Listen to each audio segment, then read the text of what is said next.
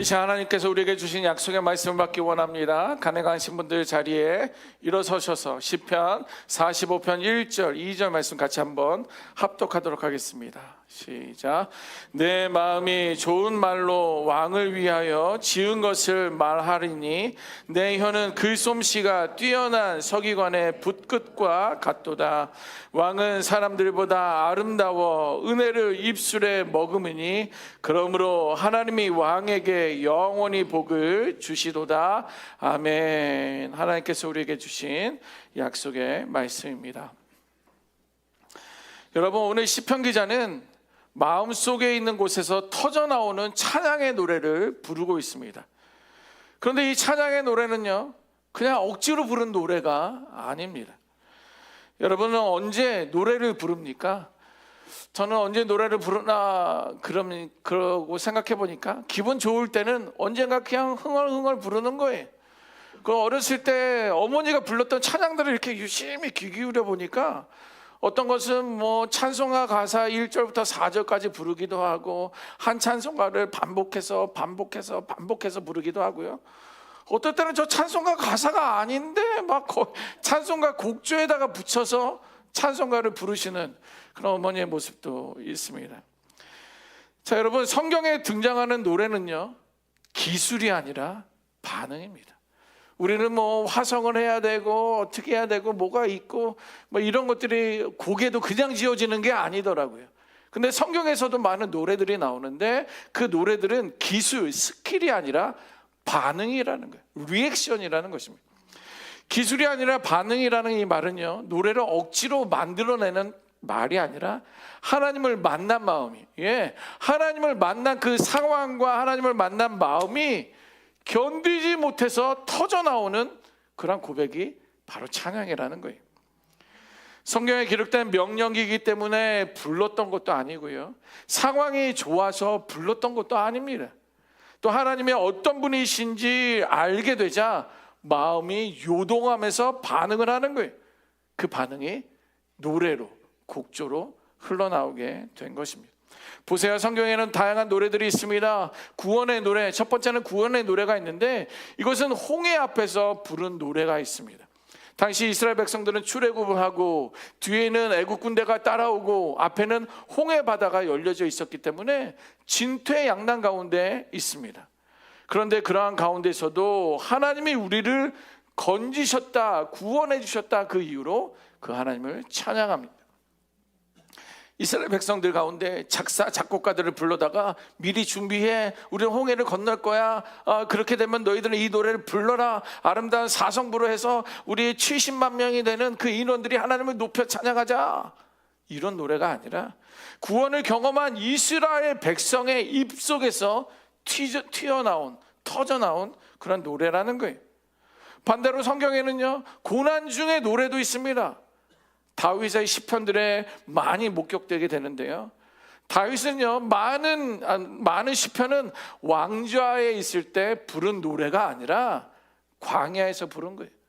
언제? 도망 다닐 때, 외롭게 쓸쓸할 때 그 눈물의 자리에서 찬양의 노래를 불렀다라는 거예요. 다윗의 노래는 두려움 속에서도 때로는 억울함 속에서도 하나님을 신뢰한다고 부른 노래들이었다라는 거예요.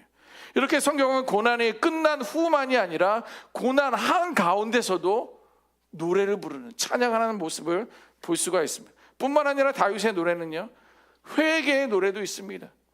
깨진 마음의 노래를 부른다라는 거예요.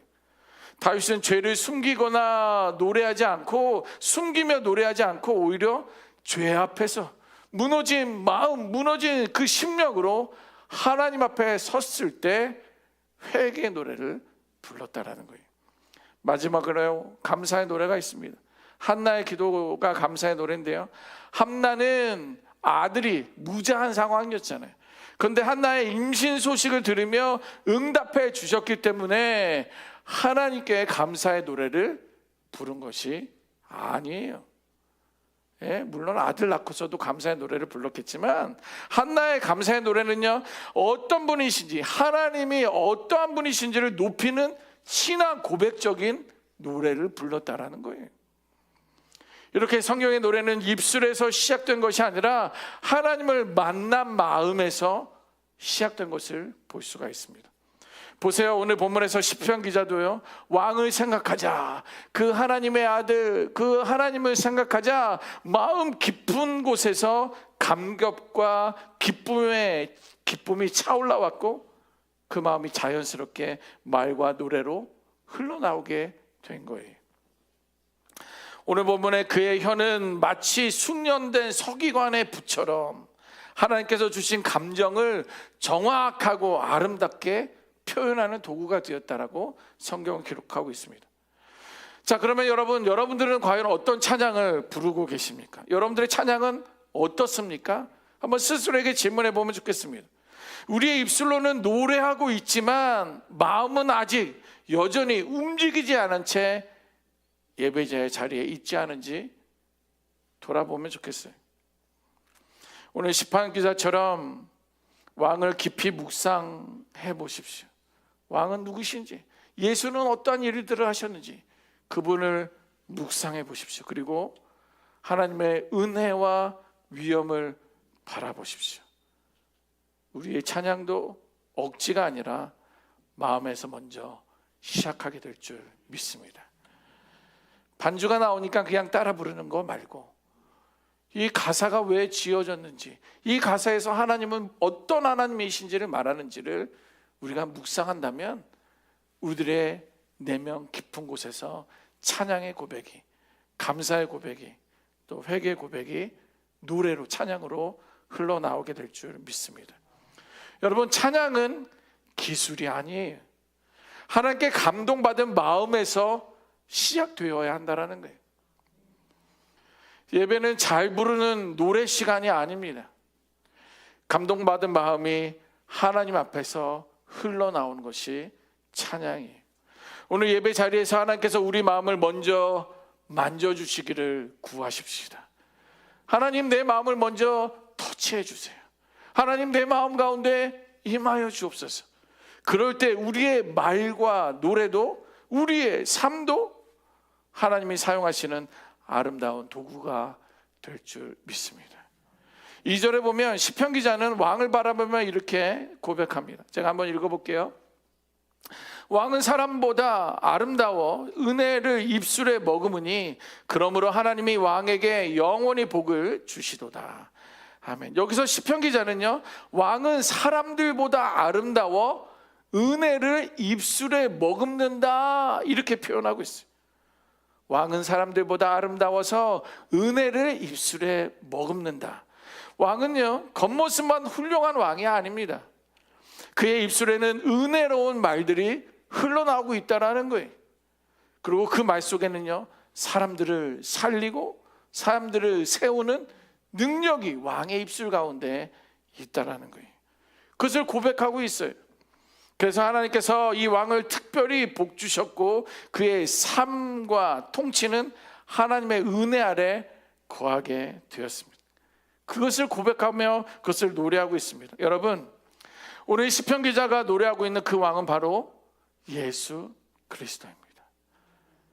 예수 그리스도가 그렇게 사셨다면 이제 동일한 은혜가 저와 여러분들에게 임하게 될 줄 믿습니다.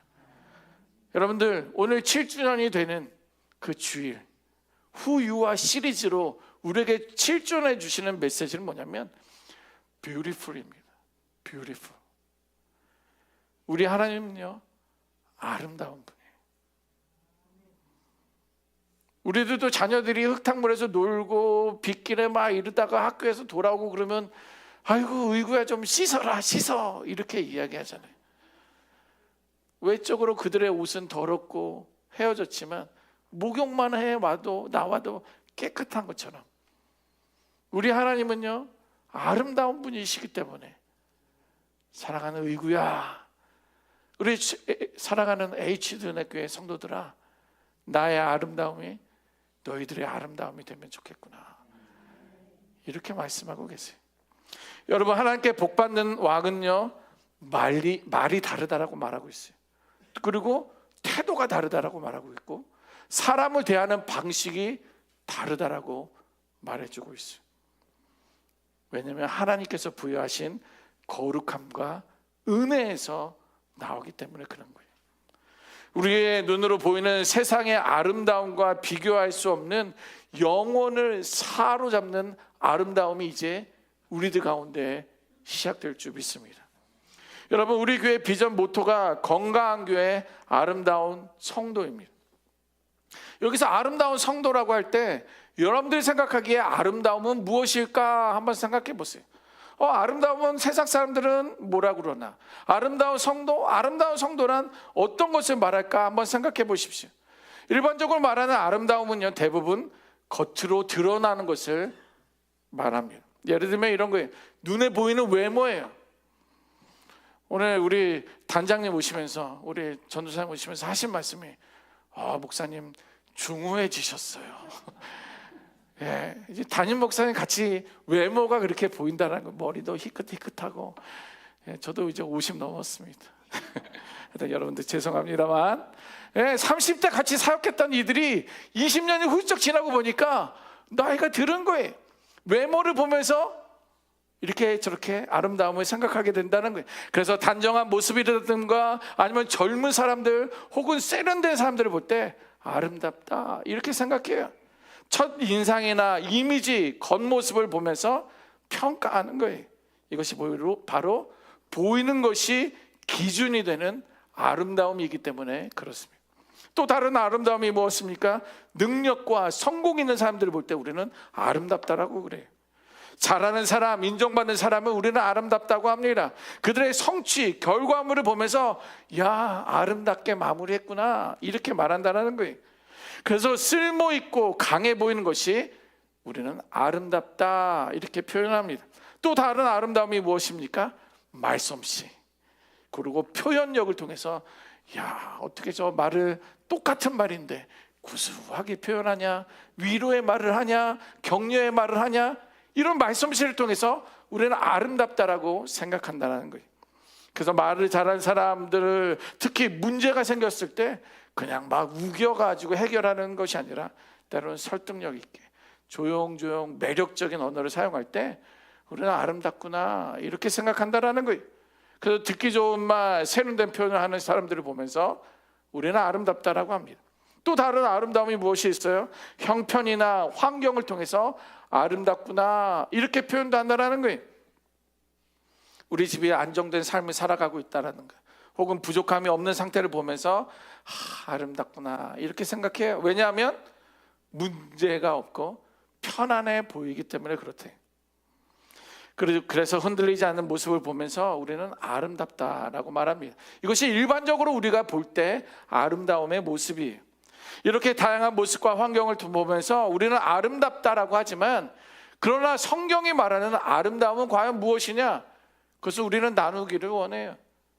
그리고 그러한 관점으로 아름다움을 보고 이야기하는 것뿐만 아니라 그런 아름다움이 우리의 아름다움이 되어야 될 줄 믿습니다. 성경이 반복적으로 말하는 것은요, 겉모습이 아니라 마음이라는 거예요. 우리는 겉으로 보면서 야, 저거 명품하고 왔네, 야, 저거 뭐 지난주에 못 보던 건데 사셨나? 막 이런 생각이 드는데, 성경이 말하는 아름다움이란 겉모습이 아니라, 외모가 아니라 마음의 중심을 본다라는 거예요. 기술이 아니에요. 실력 있는 사람들이 아니라 진실함을 보는 거예요. 그 안에 진실이 있느냐, 솔직함이 있느냐, 진정함이 있느냐를 성경은 말해주고 있는 거예요. 또 포장을 말하는 것이 아니라 감동을 본다라는 거예요. 결과적으로 하나님을 향한 중심이에요. 우리는 보이는 것들로 인하여서 외모를 취하기 위해 세상의 관점으로 바라보고 그렇게 살아가는 것이 아니라 우리들의 관점과 마음이 하나님을 향해야 될 줄 믿습니다.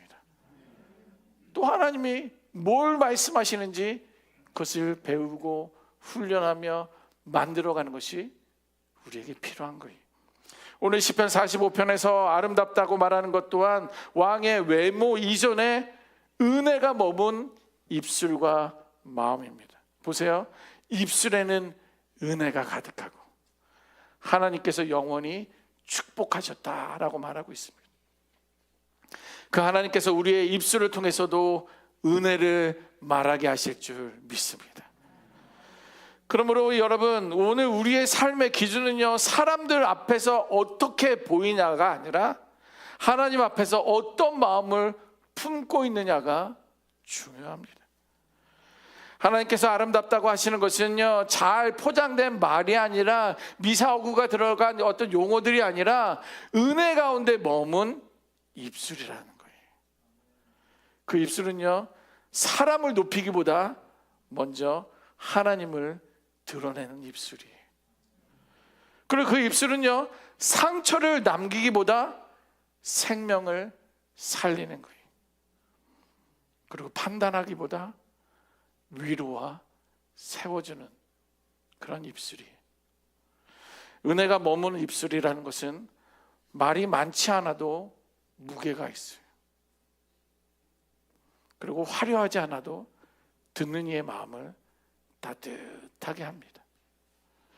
하나님은 그 입술을 통해 하나님의 사랑과 위로를 이 땅 가운데 흘려보내요.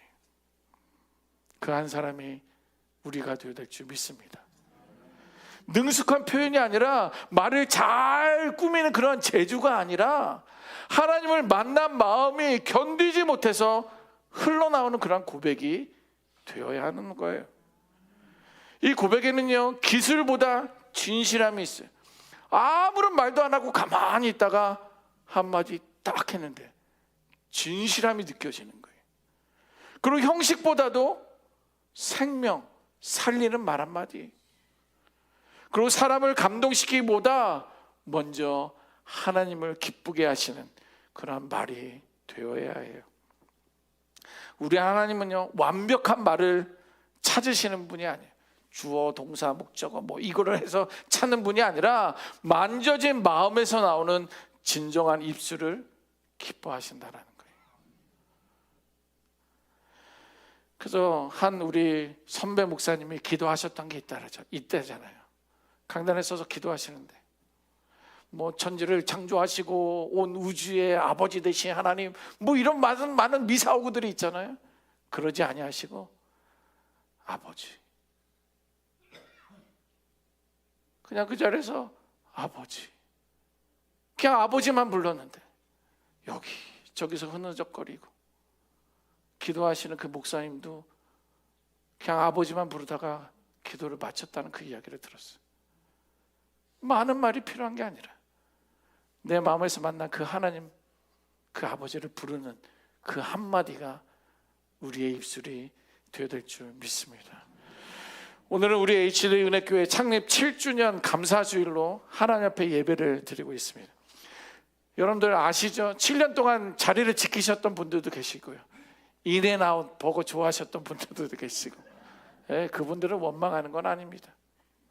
그런데 7년이라는 시간 속에는요, 참 많은 일들이 있었고요, 다양한 시간들도 있었고요, 서로에게 상처를 주었던 시간도 있었고요, 상처를 받았던 시간들도 있습니다. 그럼에도 불구하고 이제 우리는 이 빅토빌 지역에서 하나님이 기뻐하시는 건강한 교회를 함께 세워가기를 소망합니다. 특별히 하나님의 그 아름다움이 우리 성도 한 사람 한 사람의 아름다움이 되어서 가정에서 또 교회에서 그리고 삶의 모든 자리에서 드러나기를 주님의 이름으로 축원합니다. 하나님께서 우리의 말과 태도를 통해 사람을 살리고 세우는 그런 은혜를 흘려보내기를 원하셔요. 왜냐하면 하나님은요, 하나님이 직접 안 하시고 사람을 통해서 일하시기 때문에 그런 거예요. 근데 아무나에게 하지 않아요. 먼저 입술에 은혜를 주시고 그 입술을 통해서 살리고 세우며 하나님의 사랑을, 하나님의 은혜를 저와 여러분들을 통해서 이 지역 가운데 흘려보내기를 원하신다라는 거예요.